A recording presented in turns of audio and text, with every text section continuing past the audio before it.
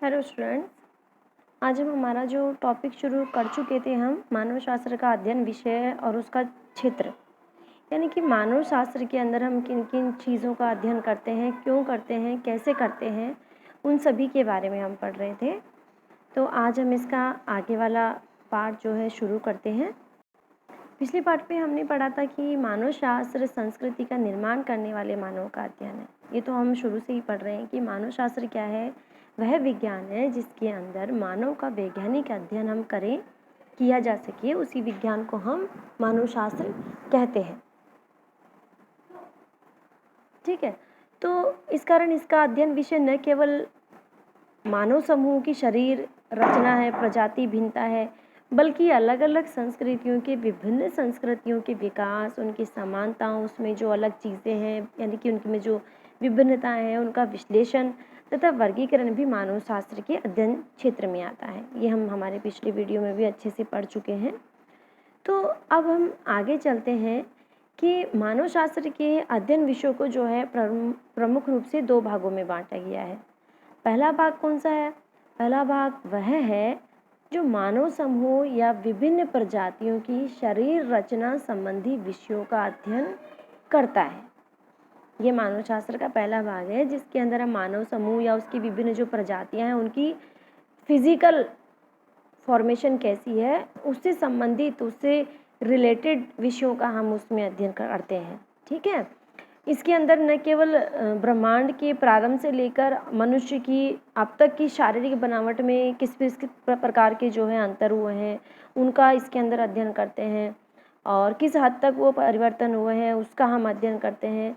और केवल इसका ही नहीं, मानव की उन सभी शारीरिक विशेषताओं का भी हम अध्ययन करते हैं जो मानव को जो है पशु जगत से अलग बनाती है।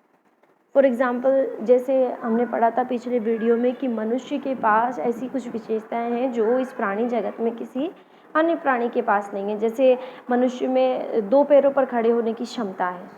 उसके पास, क्योंकि उसके पास जो उसकी पीठ में जो है रीढ़ की हड्डी है और वो हड्डी इस कंडीशन में है, इस स्थिति में है कि वो अपने 2 पैरों पर आराम से खड़े भी हो सकता है और बाकायदा बढ़िया चल भी सकता है। उसके पास हाथ है, 2 हाथ है जिससे वो अपनी फुल एफिशिएंसी से कोई भी काम जो है कर सकता है, चाहे वो बड़ा हो, बड़ा बोझ भी वो उठा सकता है, क्योंकि कुछ तो उसके पैरों की कंडीशन, कुछ उसकी पीठ की स्थिति और कुछ उसके हाथ जो उसको मिले हैं, चारों तरफ उनको घुमा सकता है, कोई भी काम करने में समर्थ है वो। और सबसे मेन चीज़ जो हमने पढ़ी थी वो था उसका दिमाग, कि मनुष्य के पास इस ब्रह्मांड में अन्य प्राणियों की अपेक्षा कहीं अधिक जो है विकसित मस्तिष्क है, विकसित दिमाग है, जिसके उपयोग करके मनुष्य संस्कृति के प्रारंभिक अवस्था से निम्नतम स्तर से जो है आज किस स्तर पर पहुंच चुका है जो हमारे सामने है। इसके अलावा जो है इसके इस पहले भाग में विभिन्न प्रजातियों की उत्पत्ति, मनुष्य की जो विभिन्न प्रजातियां हैं उनकी उत्पत्ति के बारे में, उनका वर्गीकरण या उनका वितरण या उनका फैलाव या उनका विस्तार, कहाँ तक वो फैली हुई है, किस प्रकार से फैली हुई है, उन सभी का जो है मानव शास्त्र का, इन सभी का जो हम मानव शास्त्र के एक विषय के रूप में हम अध्ययन करते हैं। ये सभी मानव शास्त्र का एक प्रमुख अध्ययन विषय है। मानव शास्त्र जो है मानव की प्रजातियों के विभिन्न स्वरूपों का तुलनात्मक अध्ययन करता है। एक प्रजाति को दूसरी प्रजाति से उनकी खोपड़ी, उनकी बनावट, मतलब फिजिकली जो उनका फॉर्मेशन है, उनकी खोपड़ी, उनकी नाक की बनावट, उनका कद, उनका जो ब्लड ग्रुप रहा है, खोपड़ी का घनत्व, हाथ पैरों की लंबाई, शरीर का रंग, आँखों का रंग, बाल, होठों की बनावट, जबड़ों या मतलब जो भी उसका स्केलेटन है, उसके आधार पर, उस ढांचे के आधार पर उसको एक प्रजाति से अलग प्रजाति में अलग करने का जो विषय है, अलग करने का जो अध्ययन है, ये भी जो है मानव शास्त्र के अंदर ही किया जाता है। इन शारीरिक लक्षणों की नाप आदि करके विभिन्न प्रजातियों के शारीरिक भेदों को अलग अलग बताना, उन्हें सिद्ध करना कि ये अलग प्रजाति का है, ये इस प्रजाति का है, ये सब जो है मानव शास्त्र के अध्ययन विषय का एक बहुत ही महत्वपूर्ण अंग है, एक प्रमुख अंग है ये। ठीक है, अब बात करते हैं दूसरे भाग की। तो दूसरा भाग क्या है? मानव शास्त्र के अध्ययन विषय का जो दूसरा भाग है उसमें समस्त संस्थागत व्यवहारों, आदतों और क्षमताओं का योग है। जिसके कारण जो है मनुष्य और प्रकृति में तथा मनुष्य और मनुष्य में तथा समूह मनुष्य या समूह में अनुकूलन संभव हो पाता है, क्योंकि मनुष्य के अंदर कुछ ऐसी विशेषताएं हैं जिसके कारण वो प्रकृति से संतुलन बना के रखता है, ये अनुकूलन बना के रखता है। तो उन्हीं विशेषताओं का अध्ययन भी हम जो है मानव शास्त्र के अंदर करते हैं। इसके अंतर्गत उन समस्त आर्थिक, राजनीतिक, धार्मिक तथा सामाजिक संगठनों और संस्थाओं का समावेश है जो मनुष्य की विभिन्न आवश्यकताओं की पूर्ति में सहायक होती है। ठीक है। मानव शास्त्र विभिन्न आर्थिक, राजनीतिक, धार्मिक तथा सामाजिक संस्थाओं जैसे अगर हम बात करें तो ज्ञान, विश्वास, प्रथा, धर्म, जादू या आर्ट की हम बात करें, कला की हम बात करें, सरकार हो गई, न्याय, विवाह हो गया, परिवार या समाज से संबंधित जितनी भी संस्थाएं हैं, ठीक है, उनके उद्भव और उनकी विकास का अध्ययन भी जो है मानव शास्त्र की अध्ययन क्षेत्र में ही आता है, अध्ययन विषय का एक अंग है। सामाजिक और सांस्कृतिक विकास की जो विभिन्न स्टेज हैं और संस्कृति की समानताएं और उनमें जो विभिन्नताएं हैं, उनके अध्ययन में भी जो है मानव शास्त्र की रुचि रही है विशेष रूप से।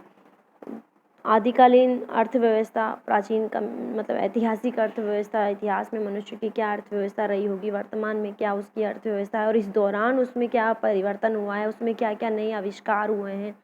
मनुष्य ने जब से लेकर अब तक में, ताकि क्योंकि जो भी समाज में आविष्कार हुआ है, जाहिर सी बात है उसका सीधा प्रभाव, उसका प्रत्यक्ष या अप्रत्यक्ष प्रभाव जो है मनुष्य पर पड़ा है। ठीक है। तो उन सब जो अर्थव्यवस्थाएं रही हैं, जो आविष्कार हुए हैं अलग अलग, परिवार में जो परिवर्तन हुआ है, विवाह है, नातेदारी व्यवस्था है, भाषा में जो बदलाव आया है, विज्ञान टेक्निक में जो चेंज आया है, जो कानून व्यवस्था में अंतर आया है, किस तरह से जो है शासन पद्धति कैसे बदली है, प्राइम मिनिस्टर, राष्ट्रपति, इन सभी के इन सभी का अध्ययन हम जो है मानव शास्त्र के अंदर करते हैं। इसके अलावा जो है कला, साहित्य के क्षेत्र में जो